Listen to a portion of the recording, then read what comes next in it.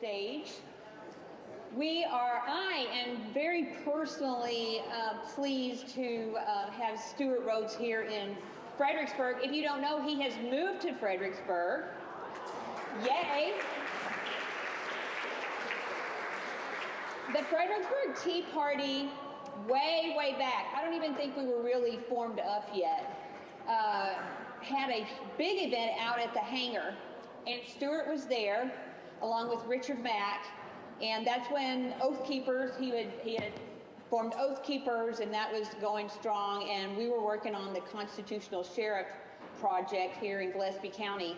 And I have not gotten to hear Stewart's story or even seen Stewart in person since that time.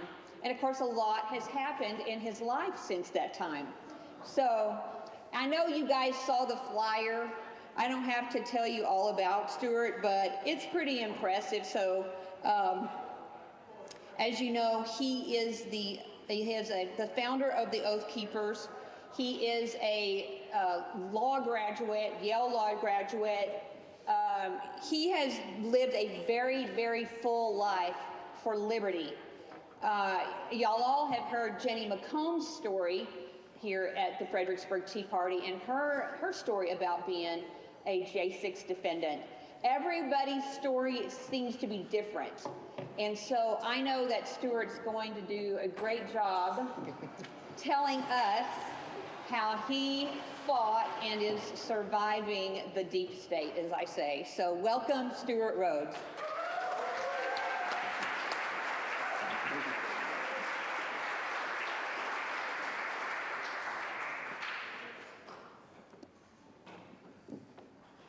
Can you all hear me? Okay. Hey, she spoiled my surprise. I was going to say, good news is I live here. Bad news is I live here. So that means I'm going to hold your feet to the fire. But I'll tell you what, it's an honor and a privilege, a blessing from God to call this my home now. By the grace of God, I was set free. I was sentenced to 18 years in prison by some corrupt D.C. judge. I know I'm being redundant. By the grace of God, he spared President Trump's life in Butler, Pennsylvania. And that today I knew not only that I would be free, this country had been given another chance. By the grace of God, he was saved that day for one purpose, to save this republic. And then when he was inaugurated that night, January 20th, 2025, I knew I was going to be walking out. I already knew before that. I had full faith in that. But that's the night when he set us free. And so, if it weren't for God's grace on President Trump and on this nation, I'd be still in prison. So it is a wonderful blessing to be standing here rather than being back where I was in an 18-year sentence. But like I said, though, that's the good news. Bad news is I live here now. And so I'm going to expect every one of you to step up. And I'm going to hold your feet to the fire. And I expect you to hold my feet to the fire. Iron sharpens iron. I'm talking to all the men. I don't care how old you are. So long as you're on this side of the grass, you have a duty and honor, responsibility to defend the republic. I think you're on a great, what I saw with the hand count, that's a fantastic sign that I picked a good place to live. Now, Sheriff Mack and I toured here years ago. This is my favorite part of Texas. Gotta tell you, hands down. It was the only place in Texas that rivaled Montana, where I lived at the time. I did a tour through here. So that's why it's a blessing to be here. So, as Angela said, I was a Yale Law graduate. Please don't hold that against me. Long before I swore an oath as a lawyer, I swore an oath. At the age of 18, I joined the Army. Back in 1983, that's how long ago that was, when Reagan was president. And I joined to serve as a paratrooper, and I did. My oath was to the Constitution of the United States against all enemies, foreign and domestic. And that's the oath I still hold close to my heart. That drives my life ever since then. That's when I made the choice. After that, it was a matter of duty. I got no more choices. I can't choose not to do that. I have to, no matter what it costs me. How many other men or women here have ever sworn that oath in the military or police? Raise your hand. I thank you for your service. But the Founding Fathers never intended for there to be a separation between the people and the military, or the people and the police, or the people and the first responders. What was their ideal? What institution do they consider necessary for the security of a free state? What was it? The militia. That's all of us. So don't get in your heads any idea that because you weren't professional military or police or firefighters or whatever, that you're somehow exempt from the duty to defend this republic. I think you all understand your duty. I'm just reminding you what you should already know. Every one of you has that duty, regardless of whether you serve those official capacities or not. And that was the whole mission of Oath Keepers. It was not just the current serving, not just the veterans. It was outreach to the veterans. For those that don't know, how many folks here know what Oath Keepers was about? Raise your hand if you know. Okay, so we were an association of current serving and former military, police, firefighters, EMS, search and rescue. I served as a paratrooper, and I was a volunteer firefighter in Montana. A lot of our guys, about 30%, were former law enforcement, a bunch of firefighters, search and rescue. But the whole point was to get the men that were trained to take responsibility for leading the way in their communities, to get all the other people united and squared away and strong, like the founders intended. That was the whole point of Oath Keepers. And what do you think the powers that be thought of that? First of all, they didn't like anyone talking to the current serving about the duty to say no. This was back during the Obama administration. They wanted blind obedience to Obama. If you said anything about the duty to say no, they accused you of being a racist, of course. But they also don't want you, the people, to realize your strength. I spent 15 years talking to people about the reality that in your communities you are already strong. You just don't know it. You all live in neighborhoods. I hope you all go to church. In those neighborhoods, in those churches, in the town, in this county, in every county in America, is already everything you would need to become strong. It's just that Americans have been fooled and tricked into not seeing what's right there in front of their face. They've been tricked and fooled into thinking that your salvation will come from Austin, Texas, or Washington, D.C. No, the real strength is in you, as the Founding Fathers told you a long time ago. They told you the militia was necessary for liberty, for security, and for freedom. You won't be secure, you won't be free without it. That's why I started Oath Keepers. So fast forward to January the 6th, 2021 actually. Why were we there? Anybody know? What was I doing in Washington, D.C.? We were there to protect Trump supporters. As we had done for the entire Trump administration, Oath Keepers and Proud Boys have stepped up across the country to protect Trump supporters against Antifa, Black Lives Matter, and other crazy leftists who are raging in the streets trying to shut down free speech through force and the threat of force. Starting on Trump's inauguration, 2017, January 20th, 2017, in Washington, D.C., we were there on the ground to escort Trump supporters back to their hotels or their metro stop.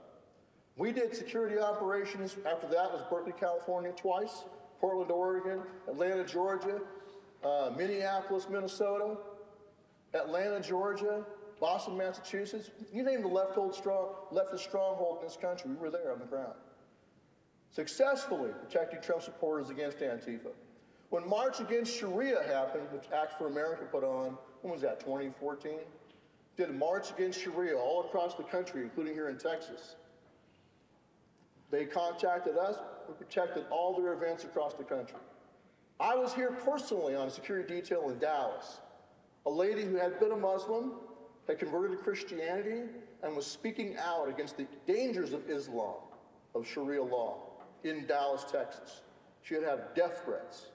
So myself and 3 other Oath Keepers, all former military and former law enforcement also, stepped up and protected her with rifles, full plate carriers, everything on our chest, ready to rock and roll, because she was under death threat from pretty serious people.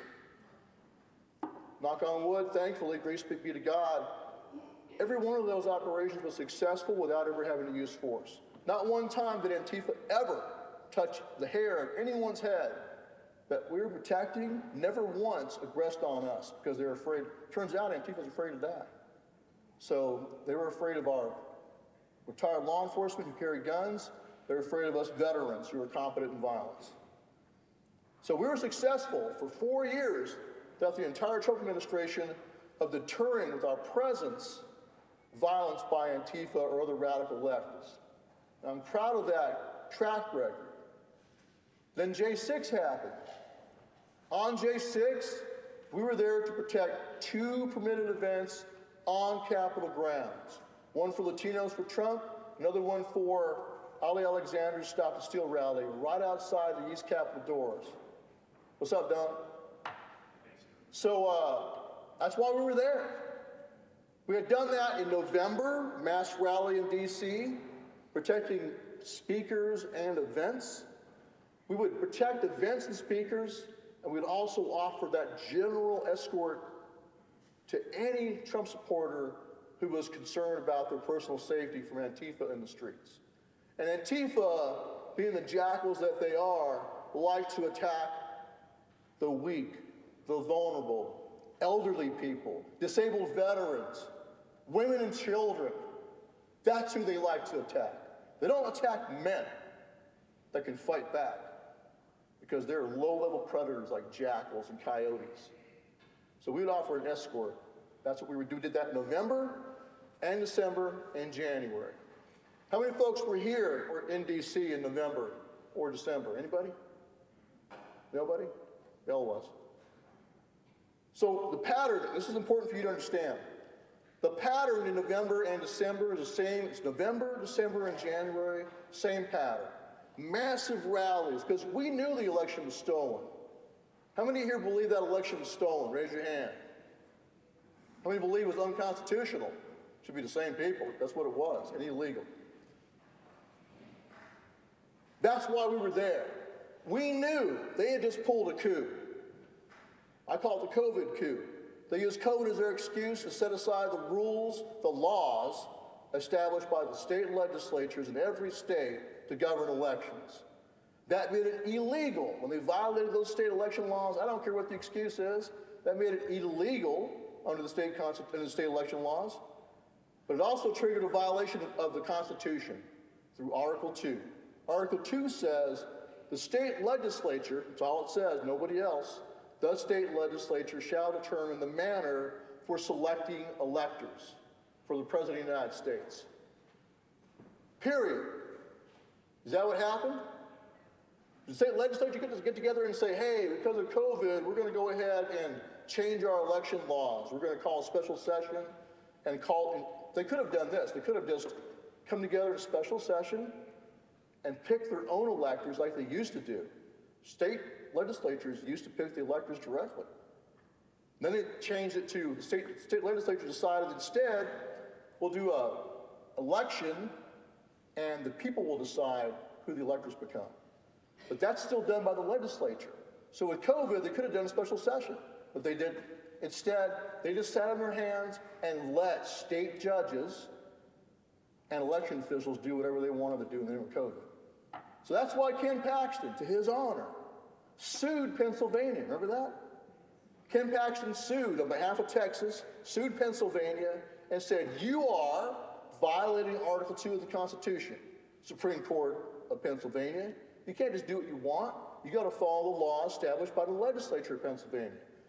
Texas sued Pennsylvania. 20 other states joined in, went to the Supreme Court under their original jurisdiction, meaning their When the Supreme Court, when one state sues another, that's under the original jurisdiction. That means the Supreme Court is the trial court. You don't got to go through some district court judge, federal district court judge, to the appellate courts. You go straight to the Supreme Court. Does that sound familiar? Look at 2000, Bush v. Gore. That's what happened then. The Supreme Court decided that case because of Article 2. They said, hey, through the lens of Article 2, we're going to tell you what you have to do when you count, hang, and charge. You got to follow the law passed by the Florida State Legislature. That was the end of the story. That's why Bush won. In 2000, that's what happened in 2000. In 2020, what happened? Did the Supreme Court do their duty when Ken Paxton sued on behalf of Texas, sued Pennsylvania, and 20 other states jumped in? Anybody know what happened? No one knows? You don't know? Come on, seriously, no one knows? What happened? What? The Supreme Court ducked their duty. Roberts, Kavanaugh, and Barrett betrayed you and joined the liberals on the court and saying, they always use standing. This is one of the problems I saw in the law as a Yale Law graduate, made me lose faith in the law. Went to Yale Law School, graduated in 2004, clerked for the Arizona Supreme Court, and I had seen enough by then. I saw that judges could do whatever they want. They could pull some excuse out of their rear ends. And standing is their favorite one. So Alito and Thomas were the only ones on the court that said, hey, hold on a second. We have no jurisdiction not to hear this case. We must decide this. All the rest of them, those other three, jumped on board with the leftists on the court and sat on their hands. That's what threw us into a constitutional crisis. If anyone's to blame for J6 or for Biden going into office for that matter, it's the Supreme Court of the United States. It was dereliction of duty on their part, and they threw us into a constitutional crisis that led to 4 years of Biden doing all he can to destroy this country. And that led to me and others being put in prison because we stood up against it. So we were there on J6 to protest an unconstitutional, illegal, and fraudulent election, along with millions of other Americans who stood up November, December, and January. I have zero regrets about what we did in Washington, D.C. on any of those occasions. It was the right thing to do. I have zero regrets about being there on January the 6th. I did nothing wrong. I did nothing illegal. I did nothing immoral or unethical. To the contrary. But when you have evil people, usurpers, an illegitimate, fraudulent, unconstitutional coup take place in your country, this is what you get. It's upside down world. I know you all know that. So we experience what it's like to live under that kind of tyranny. On J6, I didn't even go into Capitol. Just so you know. Didn't save me. Didn't matter. I was targeted, like in the Soviet Union, it was show me the man, I'll show you the crime.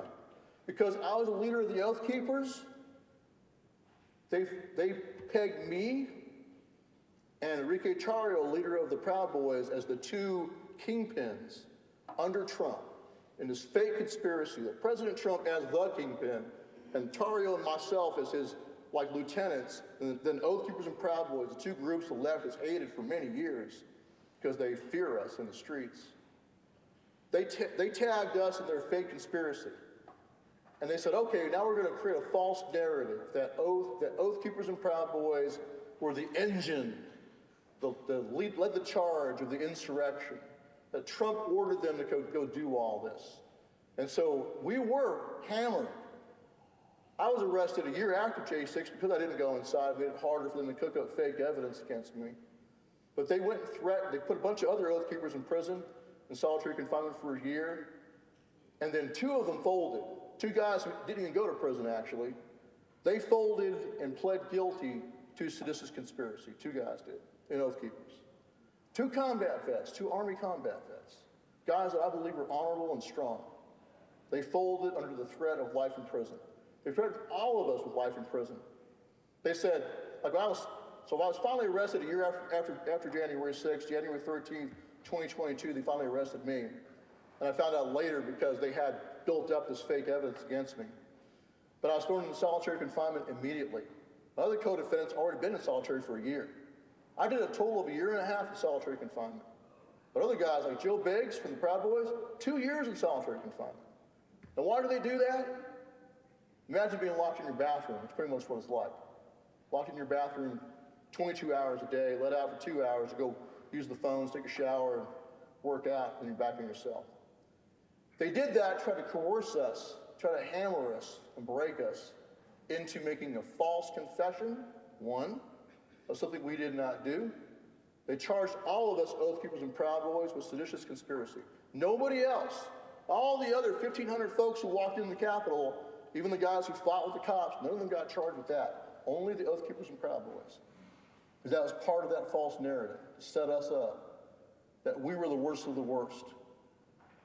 They charged us with that, held us in solitary confinement, and then they sent us all a letter. I'm in solitary confinement in Alexandria, Virginia, waiting for trial, and I get a letter that says, from the prosecutors, says, because what you've done, you've been charged with seditious conspiracy, that's analogous to treason, so therefore, we're going to ask the judge for life in prison. That's what it said.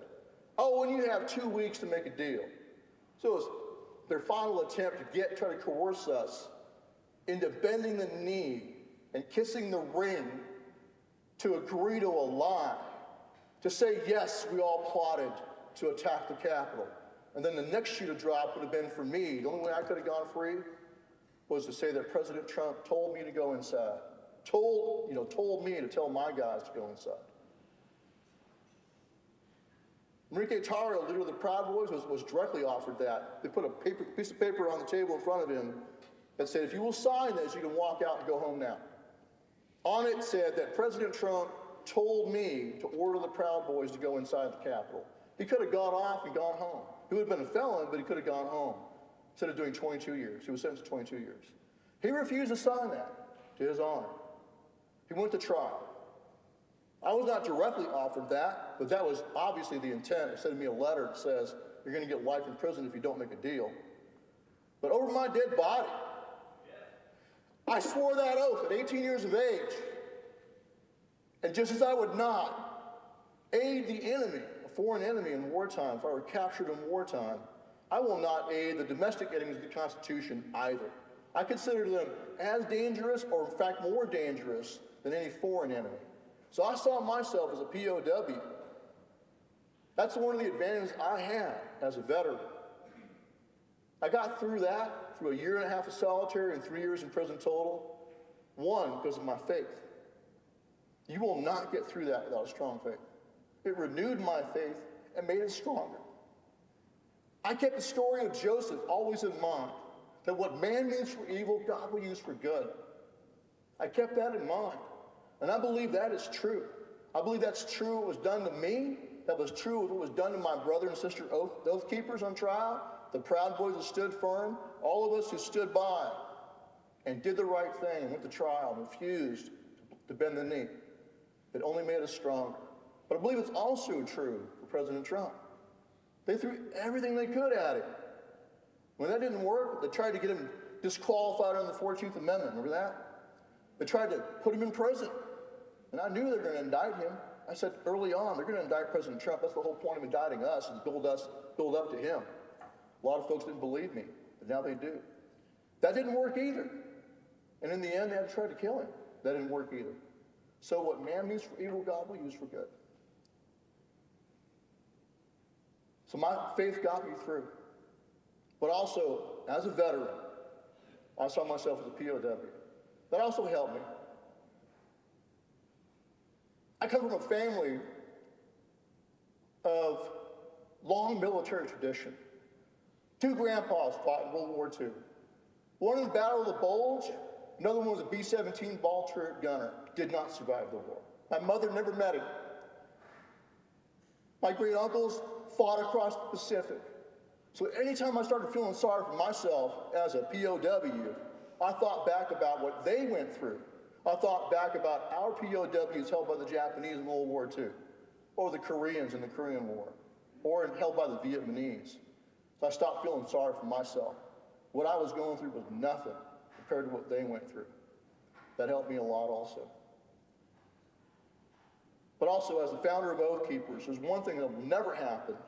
I will never desecrate, with 40,000 members behind me of Oath Keepers, I will never desecrate my own organization by me violating my oath. It's never going to happen. You can threaten me with anything you want. You can threaten to kill my children. I won't bend.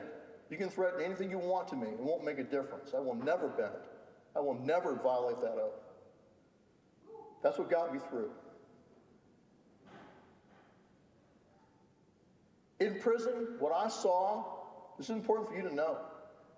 In prison, I'm going to tell you something straight up. 95% of the prisoners there supported President Trump. 95% of the prisoners there were very patriotic, respected the military. I had no problem with any inmate, ever. Most hardcore gangbangers, inner D.C. or Chicago, they respected me because, one, because I was a veteran, and two, because I was a J6er and a Trump supporter. When President Trump got shot that day, every man in my unit watched that on TV. They saw him stand up and react like a warrior and pump his fist in the air and scream, fight, fight, yell, fight, fight, fight.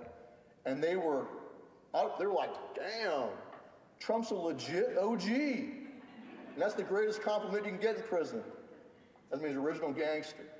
They respected him. From that moment, that's when I knew he won the election. Because before that, they respected him as a self-made businessman. They respected him as a no-nonsense, tell it like it is, I don't care what you think about what I say. They respected that. But when they saw him react like a warrior with physical courage, and you got to go back to Washington or Jackson or Teddy Roosevelt for that kind of physical courage under fire, right? Being a president. Imagine Biden being shot at. If he even knew what was going on, he'd be in a fetal position. So Trump reacted like a stud, like a warrior. They respected that as men. And that's when I knew that he had won, beyond a doubt, the working class vote across the entire country. From that moment on. That's why I actually have a tattoo on my forearm. I'll show it to you. So I've got this tattoo on my forearm I got out in prison not long after he got shot. I got some picture of President Trump with his fist in the air and it says fight down at the bottom. Because I knew that's the moment when God had saved him. Well, what did he save him for? Did he save President Trump to make war on Iran? Did he save President Trump to impose tariffs for good trade deals? Did he save him to rename the Gulf of Mexico and the Gulf of America? I love all that stuff, but no. Why did he save President Trump? What does God want him to do? What do you think it is? What is it? Save our republic. I'm a Christian nationalist. I'm not ashamed about that. I used to wear a cross. This is now, Mel gave this to me. This is a 13th century Crusader coin. That's where my head's at. I'm a Christian nationalist. I believe this country was founded based on Christianity and made for a Christian people only, like John Adams said. That's what I believe. I don't care if you don't believe in that. It's fine with me. I don't care. God saved him to save our constitutional republic. This country, divine providence, established this country. George Washington was saved multiple times. The most astounding example is the Battle of New York, if you all know the story.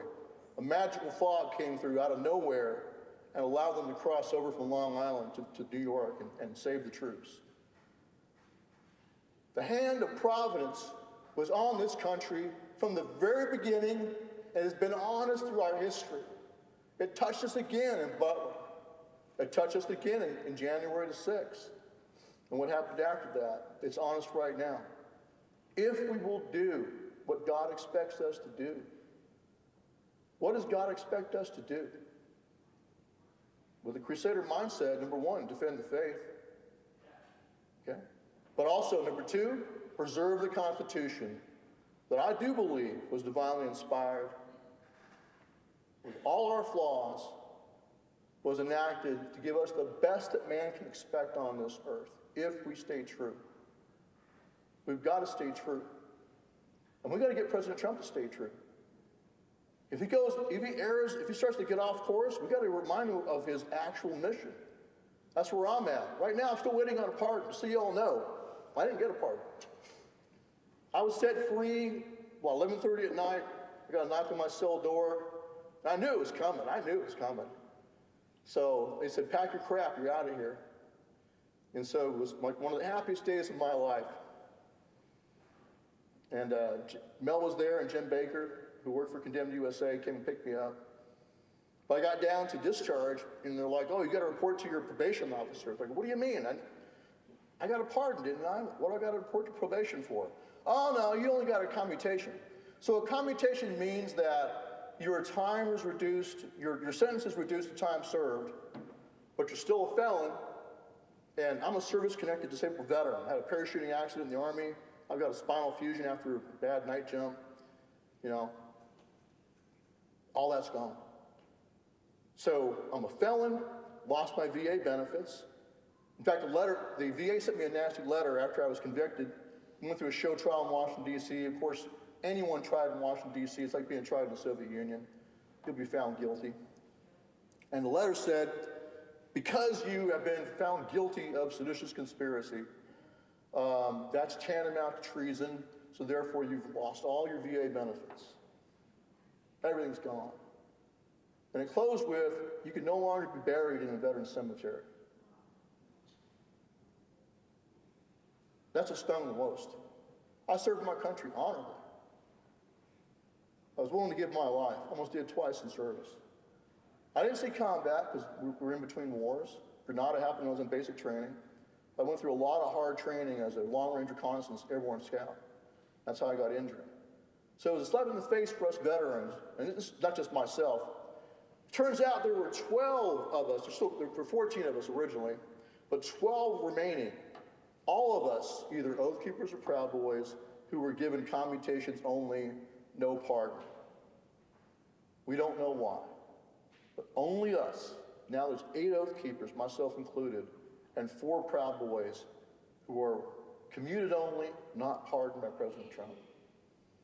And about 8 of us are veterans. Joe Biggs is another one, 82nd Airborne, Purple Heart, combat vet, stripped of all his disability under the VA. And he's not dealing with it very well. He's pretty bitter about it, and I don't blame him. I just spoke with him up there in Michigan. Nothing can be done. He even called and talked to the new director of the VA. And he said, I would love to help you, but nothing can be done until you get a pardon. So we are still asking President Trump for a pardon right now. We're trying to reach him through any avenue we possibly can. So I had a chance to talk to Chip Roy about this about a month ago. Was it a month ago? I was at one of the candidates' town halls. And I talked to him about it, and he gave me one of his staff members. I got to get him the paperwork for my pardon. And hopefully he may be able to reach President Trump. So we're trying all we can. I've been invited by the Palm Beach Republican Party chair to join other J6ers at an event at Mar-a-Lago on March 20th. We're hoping President Trump, we're praying President Trump is there. So please say a prayer for us that I'll get a chance to ask President Trump for a pardon, not just for myself, but for all the other guys too. Total of 12 of us, 8 veterans. All of us have lost our disability. And I don't really care much about the check. That's not it. It's the slap in the face. Because I know I kept my oath. I'm being punished. Now, I used to work for Ron Paul. I don't know if you knew that or not, but I worked for Ron Paul, Congressman Ron Paul from Texas in 1998 and 99 in Washington, D.C. Great honor of mine. Then I worked on his presidential campaign. And he said something I'll never forget. He said, truth is treason in the empire of lies. When you tell the truth, in their eyes, you are committing treason because all they have is lies.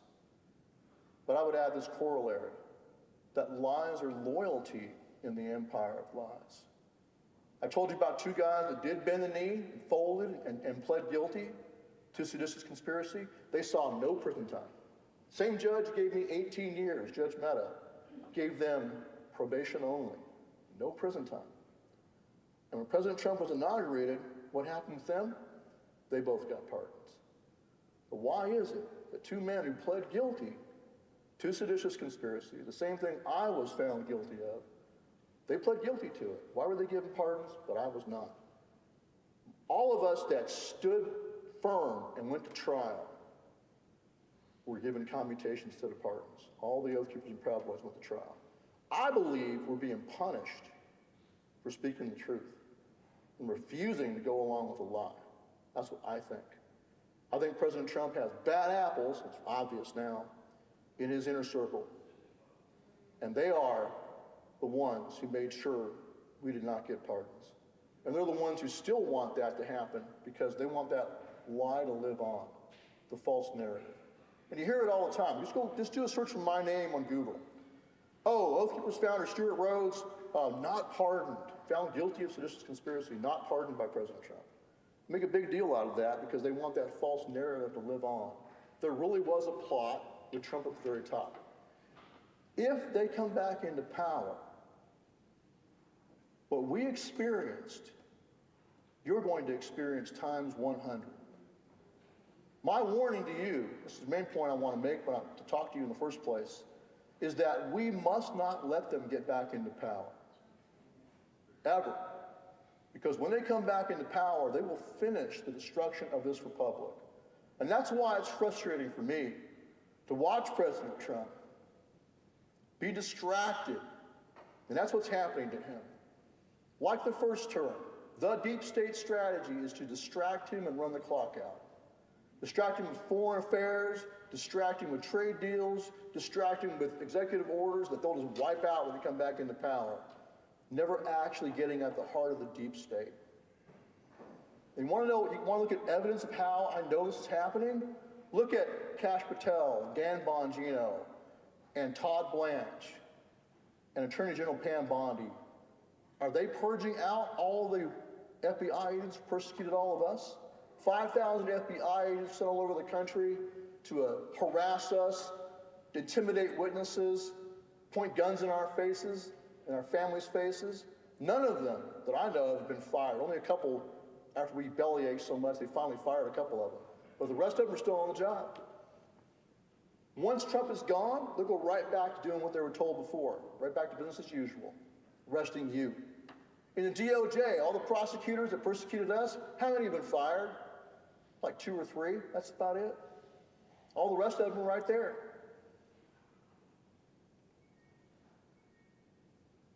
Their tactic is the same. Distract him and run the clock out. Make sure he does not focus on what he's really there to do, which is take down the deep state. I'm going to take questions here in a minute, but I want to close with this.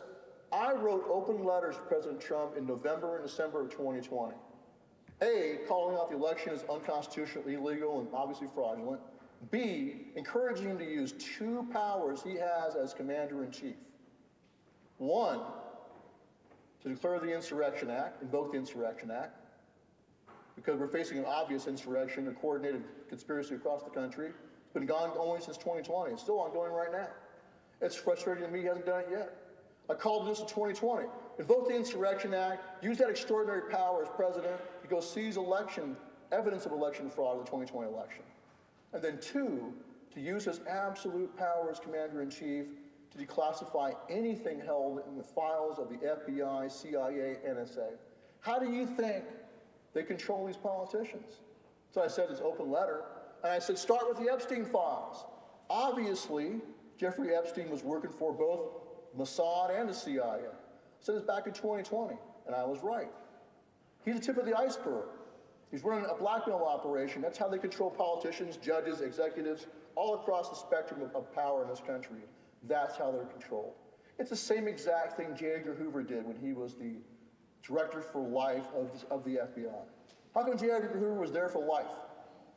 He was a known cross-dresser and homosexual, but no president dared to fire him because they were all afraid because he had a file on everybody. That's what J. Edgar Hoover did to entrench his power for life. That was back in the days of file cabinets and wiretaps. Imagine what it's like now with total information awareness, NSA, all our phones. You walk around with this every day. They know exactly what you're doing all the time, who you're doing it with. The deep state lives on lies. What I said in the open letter was the swamp water, the secrets held in the files of the CIA, NSA, FBI, are the swamp water that the swamp creatures swim in. It both protects them and controls them.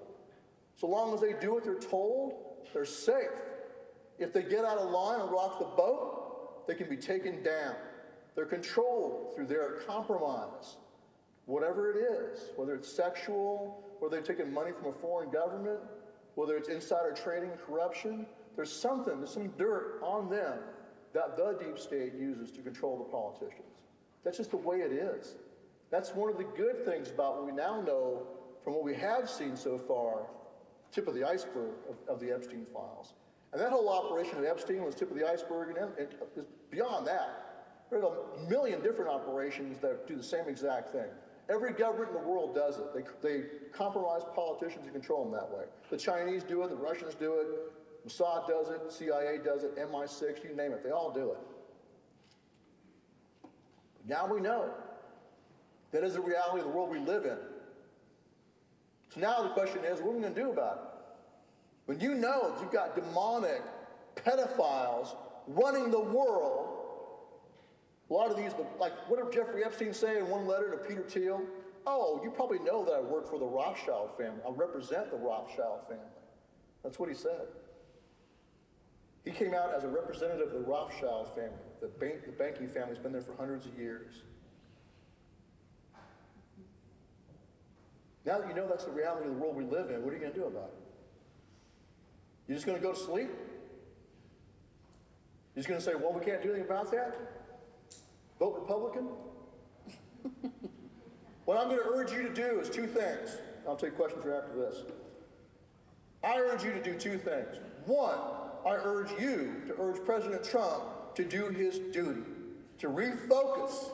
We need a regime change right here. It's his mission. That's why he was saved by God in Butler, Pennsylvania, to save this constitutional republic. To do that, he has got to invoke the Insurrection Act. He has got to use that power of mass declassification and exposure. It's the easiest way to take them down. It's the safest and least bloody way to defeat the deep state and preserve our constitutional republic. This republic will not be preserved unless he takes them down. And if he won't take them down, then we have to take them down. That's going to be a lot harder to do. That's where we're at. At my sentencing, just so you know, at my trial, I took the stand, looked the jury right in the eye, and told them that election was stolen. I laid out everything I just told you, I told them too. And at my sentencing, looked the judge right in the eye, and I said, I'm a political prisoner. Like President Trump, my only crime is opposing those who are destroying our country. And I also told him my oath will not let me shut my eyes to the plain text of the Constitution of Article 2. That was an illegal and unconstitutional election. He got so pissed off at me, he gave me 18 years. But when he sentenced me, he quoted an interview I'd done from jail. I forgot who I was talking to, Harrison Smith or somebody. And I said, hey, we are at the same point the Founding Fathers were at. They had no recourse through the system that they were part of, through the Crown. They had done all they could. They petitioned. They had demonstrated and protested. They could do nothing. At the end, they had to separate themselves from that corrupt system, and they had to fight. And I said, we are on the same path as the Founding Fathers. We got one last chance now with President Trump as President of the United States to fix this with him as Commander-in-Chief. So we got to focus him on doing his duty. You got to give him tough love. You got to tell him, President Trump, whatever else is going on in the world, this is the most important thing. Take down the deep state. Take down the demonic pedophiles who traffic in children. Take down the deep state. The Federal Reserve, the CIA, the FBI should all be scattered to the four winds. Our republic did fine without them. They're a cancer on it. Take them down. And you support him with everything you have in getting that done. But the other thing you have to understand is that while you're encouraging and urging him to do his duty, you have to do yours. You have got to become strong, because right down the street, coming our way like a freight train, is programmed money, digital currency, digital IDs, and that total surveillance system. What are all these databases for, all these data centers all over the country for? They're for Peter Thiel and his total surveillance state. That's what they're for. And they're building it right now under President Trump's administration. It's being built right now, right here in Texas. And Islam is part of that too. We are facing a multitude of enemies, foreign and domestic. I believe we should export every Muslim out of this country. That's what I believe. I believe Islam is incompatible with Christianity, incompatible with our constitutional republic. So the bad news is that we have many enemies, foreign and domestic. But the battle is not to the strong alone, as Patrick Henry told us. We know, we have to know as Christians, that if we rely on divine providence and do our duty, as the founder said, duty is ours, results are God's. Amen. Now I'll take your questions. Thank you.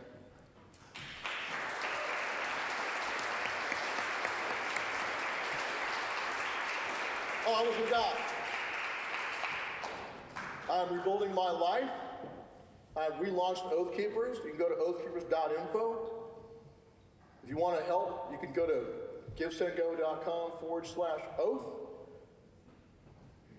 I'm rebuilding Oath Keepers because I know it'll piss off our enemies. That's number one reason why. But also, I'm starting what I'm calling the Strong County Project, which is to focus on getting Americans as strong as possible, neighborhood, church, town, and county. And I'd be happy to come back and talk to you just at length about that on solutions. We can do that sometime. So, but hey, I'm going to do something. I'm going to pass the hat and ask you to donate. You want to donate to help me rebuild my life, help me to rebuild Oath Keepers, and drive on with my mission.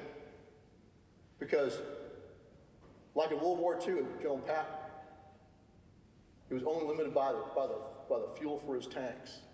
I need your help to keep driving on. So if you don't mind, I'm going to pass my hat, and you guys could just donate what you can. But I'll take questions now. Hey, Mel, could you pass this around? I've got the microphone. Here. Jonathan, I saw your hand first. Whatever you can give is be much appreciated, and go to good use. Okay, what questions do you have? Ask me anything. I don't care what you ask. One right here. Go ahead. Do you really think Epstein hung himself? No.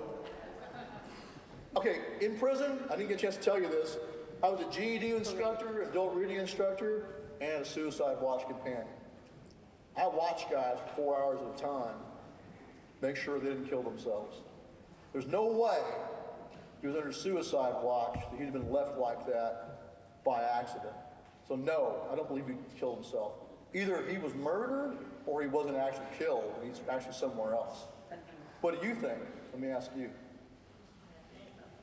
What do you think happened to Epstein? I think he was murdered. I'm going to ask the gentleman asked me that question. I'm curious. What do you think, brother? There were too many things that lined up Right. that opened the door. Oh, yeah. I mean, the cameras were down, guards were sleeping. Right. Something else just. Yeah. Not even prison guards are that incompetent. I know I've seen a lot of incompetent prison guards, but I'm telling you, on suicide watch, in fact, the inmates run suicide Not watch. dead. He could be Who knows? Thailand and South Pacific. Right. Who knows? So I don't know. I've seen like I saw one image that showed the supposed body, and then it showed a picture of him with a tattoo on his left arm, and then the body doesn't have that tattoo, the one that they say is the body. So I'm like, oh, maybe he's still alive somewhere. That wouldn't surprise me. Considering who he worked for, that wouldn't surprise me a bit. So I don't know. But no, I don't believe he killed himself. No. I think they either got rid of the evidence by killing him, or they got him out of there. He's too valuable to them to let go to trial. So, yes, sir. There was a $5,000 deposit in one of the guards' bank account. Right. The question is, there ought to be a digital trail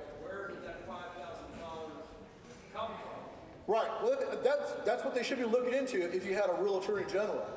I'm going to tell you straight up. I consider Pam Bondi a traitor. I consider Blanche and Todd Blanche a traitor. I consider Bongino and Cash Patel traitors because I know what they know. I read Cash Patel's book when I was in prison. You know, Government Gangsters, great book. He knows where the bodies are buried. He knows what's going on. I listened to Bongino on the radio while I was in prison, while I was in solitary confinement. And Bongino was talking about Epstein, how it's tip of the iceberg. We got to find out who these compromised politicians are and all this kind of stuff. As soon as he got in there into the FBI, what happened? Oh, he killed himself. There's nothing to see there. There's no customer list. So I consider them complicit traitors. And if you like hearing that, but it's just the reality. Okay, another question. Yes, ma'am. I just wondered, what do you think about Trump deciding between Paxton and Cornyn? I mean, what do you think? You know, it's really sad to watch President Trump, and it's not him himself. I'm sure it's just someone on his team giving out these endorsements to people that are just horrible candidates, rhinos, establishment, uniparty people. It's happening all across the country, and I think Cornyn's one of the worst examples, one of the best examples of bad things. But yeah, I think it's terrible. So, but I think the reality is that the MAGA movement knows that, and so that endorsement doesn't carry the weight it used to carry. You know, I'm going to support Paxton over Cornyn, of course. It's a no-brainer. But he's done that across the country. Trump endorsements have gone to horrible candidates all across the country. So it's sad, but just goes to show you that there's a machine around him. Like in the first administration, he had Bill Barr as Attorney General, right?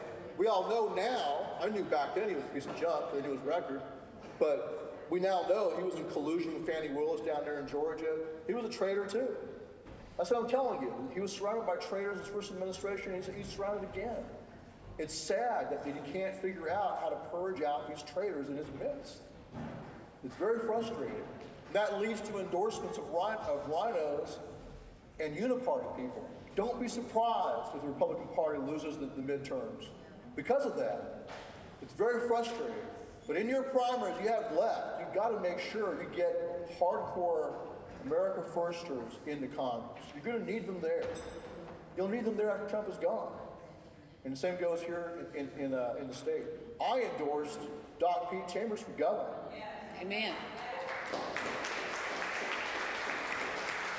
And I was honored to work with him after the flood happened on July 4th. You know, myself and other J6ers jumped in and worked with him in the Kerrville area and all over the whole country. And it was of course bittersweet. It was awesome to see Texans step up and help Texans. It was great. I reunited with a lot of other Oath Keepers that I hadn't seen since I got out of prison. It was fantastic. And Larry Brock, another J6 running for office here in Texas. Donate to his campaign, help him. Yeah. But it was tragic because, of course, it turned into a search and recovery, not a search and rescue, sadly. And that's why I endorsed Doc Pete Chambers. I think Abbott and his administration, frankly, were responsible for the death of those children. They were asleep at the switch. Millions of dollars from taxpayer money from Texas spent on supposed emergency planning. They could not square away and figure out a communication system to reach all the county judges and all the emergency planners. They couldn't figure out air raid sirens down in those camps down there where they know there's flooding. That's all in the state of Texas. So we need to fix that. It's very frustrating as a first responder to watch that happen.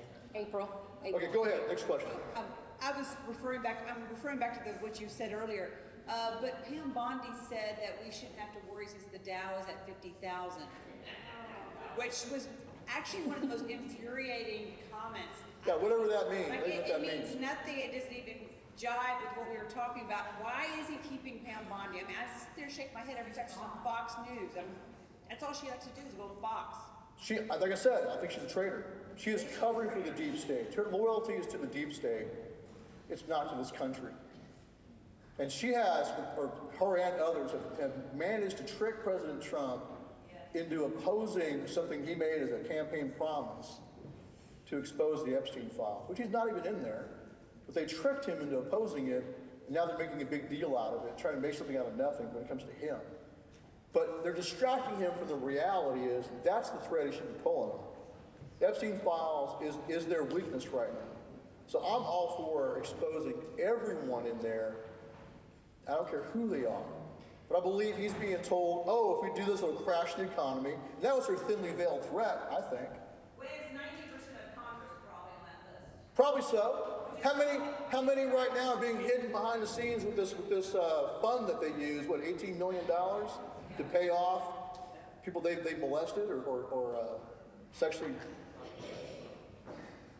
like staff members they had affairs with? One of them lit herself on fire. So yeah, that's what I'm saying. Congress is dominated by people that got rich on insider trading. That's how they get in there and become millionaires. They've been compromised, $18 million paid out to sexual shenanigans. How many are in the Epstein files? We should find out. But yes, and may the heavens fall. And when they say, oh, it'll crash the economy, what do I say to that? Good. This is a corrupt system. We need a jubilee in this country, frankly. I didn't agree to that debt, neither did you. So yeah, I'm all in favor of letting the heavens fall, expose the corruption and the evil, take down the predators. In prison, child molesters are killed. They are summarily executed by the other prisoners. So why should we, how can we allow corrupt, evil child molesters to rule over us because they're so too big to fail? I don't believe in that at all. Tear it down. Okay, next question. Question, you guys. You got the mic. Here you go.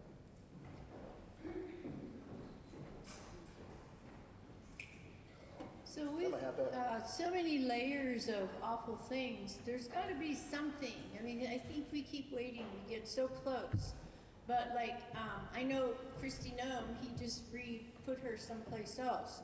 I have a feeling, personally, what do you think of maybe nominating Paxton as our U.S. Attorney General? I think it'd be a great idea. Yeah. I mean, this is what I look for in any political candidate.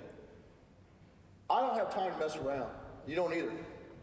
You need to look for an example in their life where they stood tall and did the right thing under pressure. That's why I endorsed Dr. P. Chambers. He refused to go along with the COVID mandates when he was in the military. He refused to. He told his men, you don't have to take that, it's experimental. That's when I know he proved up. Shelley Luther proved up, remember that? She refused to shut down her hair salon, even though she was ordered to by a judge. And she went to jail for that. Look for an example that stood up. Ken Paxton stood up in the election of 2020. Trey Traynor, I endorsed him also for Congress because he stood up too. As FEC chair, he backed up. What's that? Tina Peters. Yeah, Tina Peters. Yeah. In fact, let me talk. Tina Peters. Ivan Raglan and I are just, both of us are in complete agreement. She's a material witness to a federal crime in 2020, to the election fraud of 2020, to the conspiracy. President Trump should go get her. He can go take the U.S. Marshals, and I would assign Delta to his system. They do it all the time anyway. Go get her as material witness to a federal crime. If they can go get Maduro out of Venezuela, they can go get Tina Peters out of Colorado. There's no excuse for it not happening.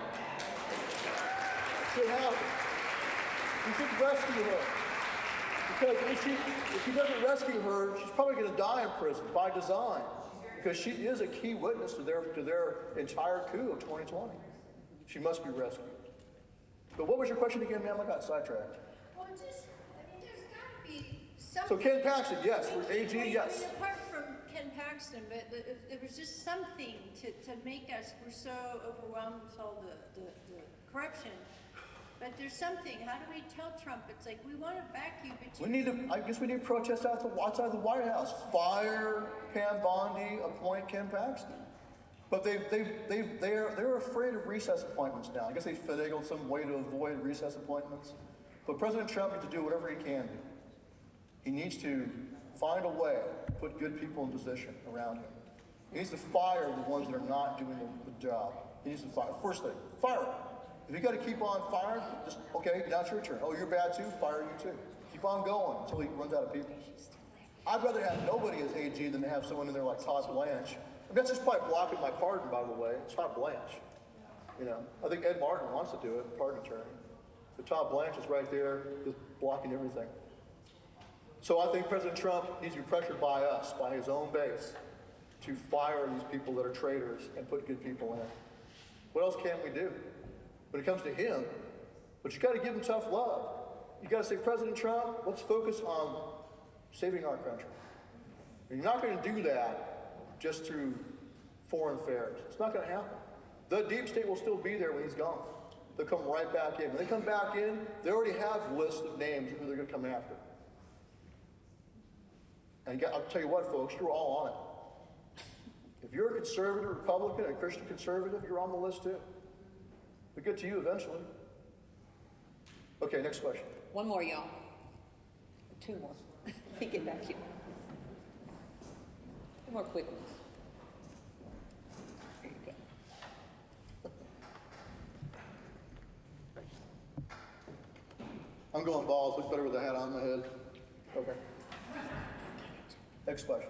I'm online and I watch all of this going down, and I'm one of very few people that see everything. I've been on this thing for 5 or 6 years, serving in here and Moms for Liberty.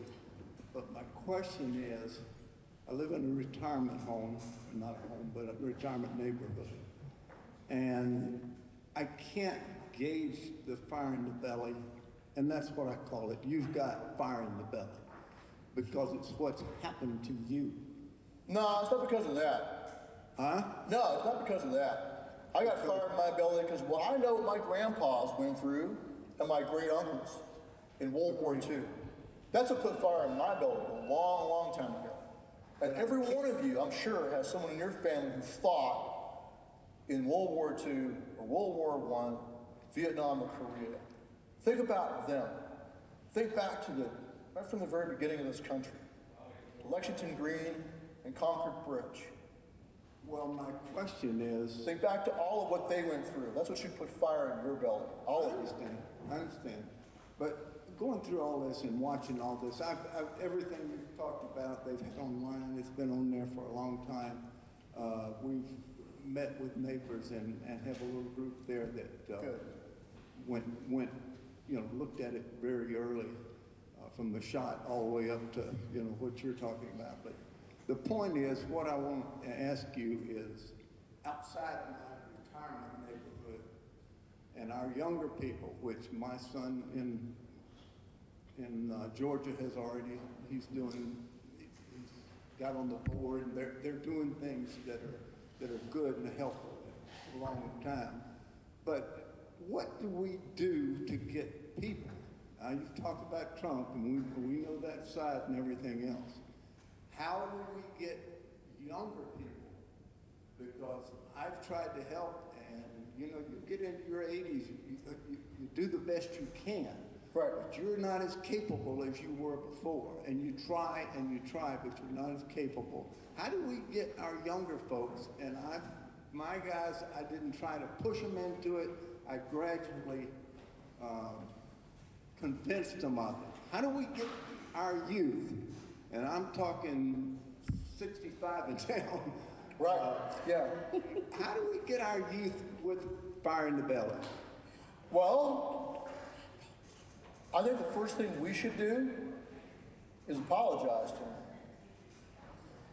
Because this country's in this condition it's in because of us. It's not their fault.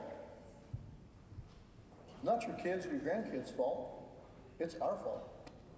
Say, we're sorry that we have let this go on this badly this long, but now I'm going to do all I can to stop it. That's the first step, is make sure they understand that you understand that it's our responsibility to fix this, but then ask them to help us because they are younger and stronger and they know computers better than we do.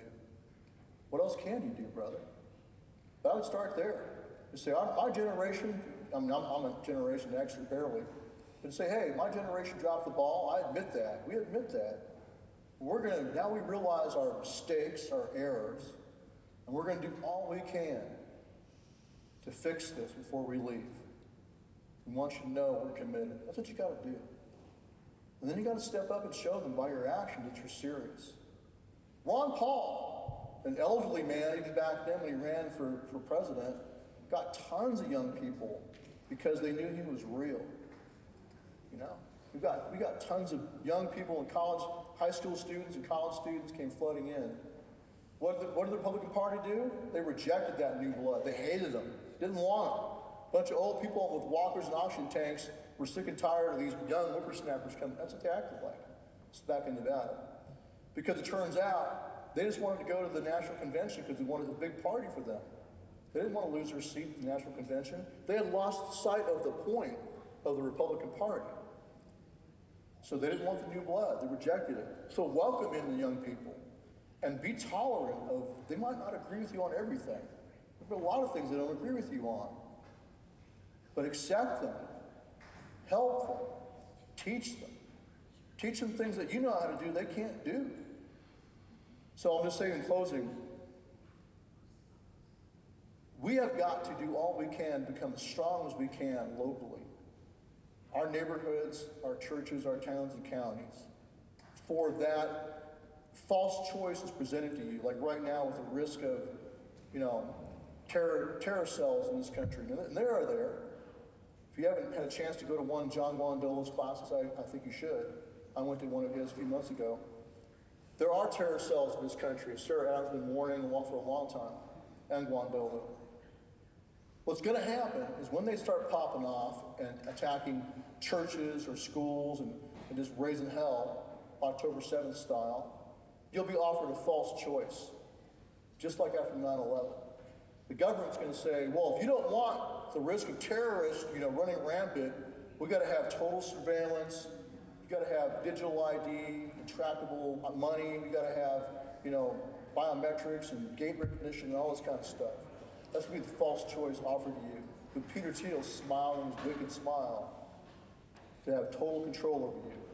That's why you have to become strong yourself. We need to revitalize the militia system in this country. And your first stop is your local volunteer fire department.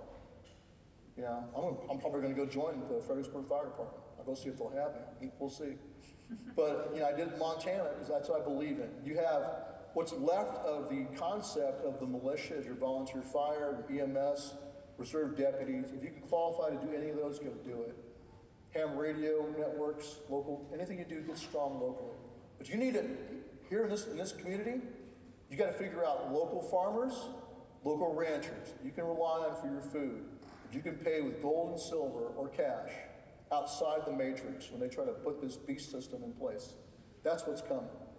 Castor Austin Fitz has been warning about that for years. It's coming like a freight train. That's going to be the false choice. So get as strong as you can. And I would use terrorism as one method of getting your neighbors off their butt, especially the veterans, getting organized. You should have an armed neighborhood watch, a robust armed church security, and your church should be a place of refuge. It should have emergency power, emergency heat. We did 14 hurricane relief missions in Oath Keepers, and we used to always use churches whenever we could. But your church should be a functioning stronghold in time of disaster. Like that big freeze we had a few years back in Texas that killed people. Would your church be able to shelter people with emergency heat? If it can't, your church is not doing its job. So get strong locally. That's what I'll be working on. So I'm starting what I'm calling the Strong County Project. It's just to get Americans organized.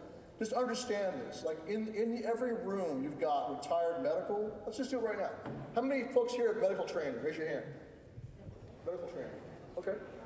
All right. How many folks here require law enforcement? Raise your hand. No one? Medical. Law enforcement. One. Okay. How many prior military? Raise your hand. All right. How many folks here have construction or engineering training? Raise your hand. All right. How about ham radio operators? How many ham radio operators? There you go. Got one. That's it. One. Got to fix that. So my point is in every group, whether it's your neighborhood or your church or this town hall right here, you've got a cross section of skills. But you don't know who they are because you never really got together and said, okay, what do you have? Let me see your duty 214. Let me see what you've done in your life. What are your skill sets? You've got the skill sets you need already here. You just got to organize it. That's all I'm saying. I got one more question here. Same as true in your neighborhood, in your church, your town, your county. Let's get squared away. All right, Jerry. Okay. We need a sheriff's posse. We need to make sure that we're organized. Yes, sir. Go ahead. Okay, Stewart, you know, they took over the media back in 1910. And I say they, I'm talking about the Rothschilds, which is synonymous with the deep state. So it's very difficult. We have to do it as an individual, just try to get people aware. Right. Well, that's why groups like this are important. And I think it's awesome you call yourselves a Tea Party, because that was, you know, back in the 90s, it was a Tea Party movement. It came out of the Ron Paul movement, frankly. That's where it came from. But yeah, we have got to, I think one of the blessings we have right now is like X, you can go on there and find out a lot of information. So before they lock down freedom of speech, you have plenty of information. But the problem is you have information overload. We're being bombarded every day of all the bad stuff that's going on. You tune into Alex Jones, and I encourage you to. He's a pretty good source of information. Or Kyle Seraphin. But it's one thing to know all the problems, but what are you doing as a solution? That's where ground zero needs to be your neighborhood. Do you know your neighbors? Do you know the retired police officers in your neighborhood? Retired military? Retired doctors and nurses? Do you know the guys in ex-search and rescue or firefighters? Every neighborhood's got them. So just go and get to know your neighbors and get back to being, you know, put down the phones, get off the internet, and go meet face to face. More face to face you have, the better. But locate your local rancher, your local farmer you can buy food from, pay in cash, gold and silver, and get ready to decouple yourselves from what they're going to propose. It's a beast system. And it will be, in the end, like Chinese social credit score, and in the end, it will be the market beast. So get ready to weather the storm. All right, thank you all. Appreciate you. That's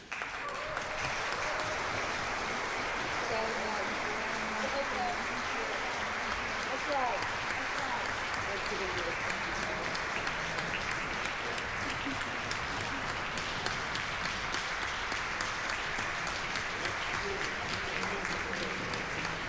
Stewart said, I know we've kind of come up on our time, but he'll be here for pictures in front of the Tea Party banner here and for questions. So don't run off if you've got some things like next month. I don't have a flyer out, but next month we are looking at having an election integrity panel that will address what has been going on in Texas during this primary. Many of you have no idea how bad it's been. David, you have no idea. David knows, but many of you don't know how bad the elections went this time using machines. Okay, so we're going to talk about that next month. You have a great evening and drive careful.